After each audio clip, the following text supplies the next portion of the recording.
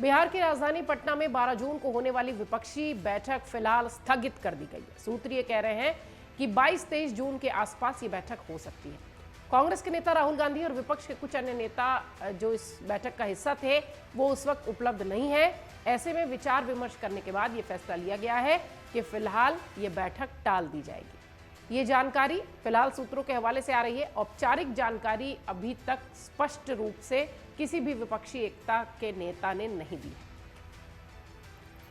ये कहा जा रहा था कि कुछ नेताओं के आने में मुश्किलें हैं। कांग्रेस के अध्यक्ष मल्लिकार्जुन खड़गे और द्रमुक नेता और तमिलनाडु के मुख्यमंत्री एम.के. स्टालिन उस वक्त नहीं है।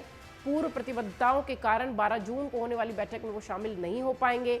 राहुल गांधी खुद यूएस में है, इसलिए माना जा रहा था कि इस बैठक को फिलहाल रद्द कर दिया गया है। इधर अगर देखा जाए तो नीतीश कुमार के ही नेतृत्व में ये बैठक होनी थी पटना में।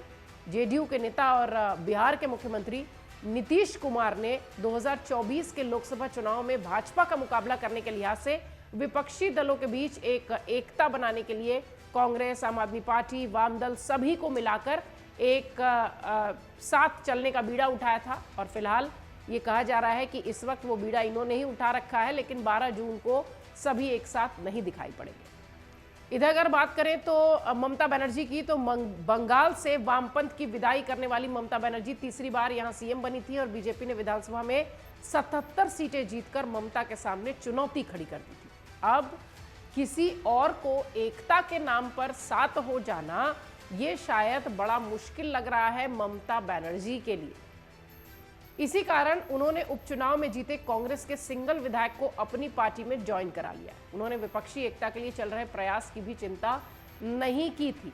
अब आप समझिए कि ममता बनर्जी का एक तरीके से कह लीजिए वो झटका ही दे रही है, एक अलग स्टैंड है उनका विपक्षी एकता को लेकर। इधर कांग्रेस भी नहीं चाहती है कि पूरी तरह से कुछ पार्टी के नेता साथ हों, जैसे आम आदमी पार्टी।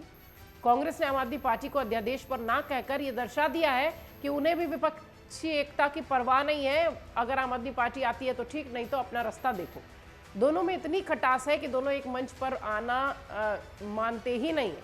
अफसरों के ट्रांसफर पोस्टिंग से संबंधित केंद्र सरकार के अध्यादेश से तिलमिलाए अरविंद केजरीवाल ने तमाम विपक्षी दलों का समर्थन मांगा था, जिससे कांग्रेस ने किनारा कर लिया था। विपक्ष ने एकजुट होकर अध्यादेश का विरोध किया था तो राज्यसभा में बीजेपी हार जाएगी, ऐसी बात अरविंद केजरीवाल कह रहे थे। लेकिन ये जानते हुए भी कांग्रेस ने आम आदमी पार्टी की मदद से पूरी तरह से इनकार कर दिया था। आप समझिए कि इन दोनों के बीच कितनी दूरी दिखाई पड़ रही है। एक मंच पर आने के लिए तो ये लोग तैयार ही नहीं है। अब विपक्षी एकता का क्या होगा? इधर कई सारे ऐसे नेता हैं जिनसे कि नीतीश कुमार अलग अलग मुलाकात कर चुके हैं। विपक्षी एकता से कई दल फिलहाल अलग ही दिखाई पड़ रहे हैं मुलाकातों के बाद भी। राहुल गांधी और मल्लिकार्जुन खड़गे दिल्ली के मुख्यमंत्री और आम आदमी पार्टी के राष्ट्रीय संयोजक अरविंद केजरीवाल, पश्चिम बंगाल के मुख्यमंत्री और TMC supremo Mamata Banerjee, NCP के प्रमुख शरद पवार सहित कई नेताओं से नीतीश कुमार की बैठकें हो चुकी हैं, बात हो चुकी है, मुलाकात हो चुकी है। बसपा सुप्रीमो मायावती ने पहले से ही विपक्षी एकता से दूरी बना रखी है। इधर तेलंगाना के सीएम केसी राव ने भी बैठक में आने से मना कर दिया। ओडिशा के सीएम नवीन पटनायक ने तो मुलाकात में नीतीश से ही कह दिया था नो पॉलिटिकल टॉक। इसी शर्त पर यह मुलाकात हुई थी। आंध्र प्रदेश का देखिए तो जगन मोहन रेड्डी शामिल होने की कतई उम्मीद दिखाई नहीं पड़ रही है। कर्नाटक विधानसभा चुनाव में अपेक्षित परिणाम न मिलने से हताश जेडीएस नेता कुमारस्वामी भी अभी तक सदमे से उबर नहीं पाए हैं, इसलिए उनकी अनुपस्थिति भी पक्की है। आप समझिए कि ये वो नाम है जो कि फिलहाल विपक्षी एकता से दूर है। नीतीश कुमार लगे हुए हैं इन सबको एक करने में, जो कि लगता नहीं कि किसी मंच पर वो दिखाई पड़ेंगे। 2019 की अगर बात करें तो जो काम आज नीतीश कुमार कर रहे हैं, उस वक्त 2019 में यही काम चंद्रबाबू नायडू कर रहे थे। कर्नाटक के बाद कोलकाता में भी मोदी विरोधियों का जमावड़ा लगा था। आपको याद होगा वो तस्वीर जब एक मंच पर सभी लोग महागठबंधन की बात कहकर एक साथ हाथ ऊपर कर खड़े थे। वो तस्वीर आज भी वायरल पोस्ट में पड़ी हुई मिलती है। एक दूसरे का हाथ थामे दिखाई पड़े थे। 1977 की याद आ गई थी जब इंदिरा गांधी के खिलाफ पूरा विपक्ष एकजुट था।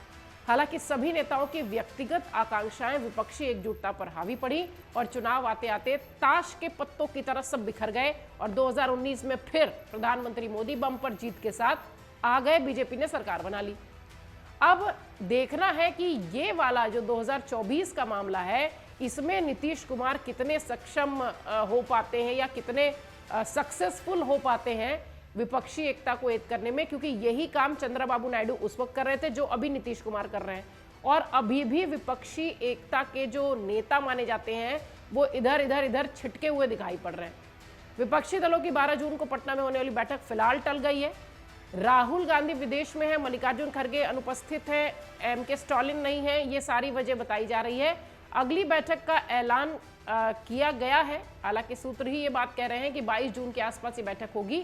फिलहाल औपचारिक ऐलान किसी तरीके से नहीं किया गया, लेकिन भरोसेमंद सूत्रों का ये कहना है कि जल्द ही ये बैठक की जाएगी। अब विपक्षी एकता की जो मुहिम एक तरीके से कह लीजिए कि नीतीश कुमार ने उठाई है, उस पर एक के बाद एक झटका भी लग रहा है और कांग्रेस आम आदमी पार्टी साथ आना चाहती नहीं है, यही सबसे बड़ा झटका है। ममता बनर्जी अपना अलग राग अलाप रही है, ये सब उसके बाद बड़ा झटका है। इसके बाद बहुत सारे ऐसे नाम हैं जो कि विपक्षी एकता के मंच पर नहीं है, साथ नहीं दे रहे हैं। अब 2024 तक विपक्षी एकता की क्या स्थिति होगी ये देखना होगा, क्योंकि इतिहास तो यही कहता है कि विपक्षी एकता की मुहिम एक साथ एक मंच से शुरू तो हुई थी, लेकिन चुनाव आते आते तक ताश के पत्तों की तरह ढह गई थी। 2019 की अगर हम बात करें तो, और 2024 अब आने को है। अब देखना है कि नीतीश कुमार की ये जो मुहिम है ये कितना सक्सेसफुल होती है, क्योंकि पहला झटका तो ये लग चुका है कि बैठक में जो होनी थी विपक्षी एकता की बैठक और बड़े मुद्दों के साथ होनी थी, फिलहाल वो टल गई है। अब दोबारा कब होगी ये कह पाना बड़ा मुश्किल। मन से उजाला कर चले, मन से उजाला कर चले, एक अमर उजाला।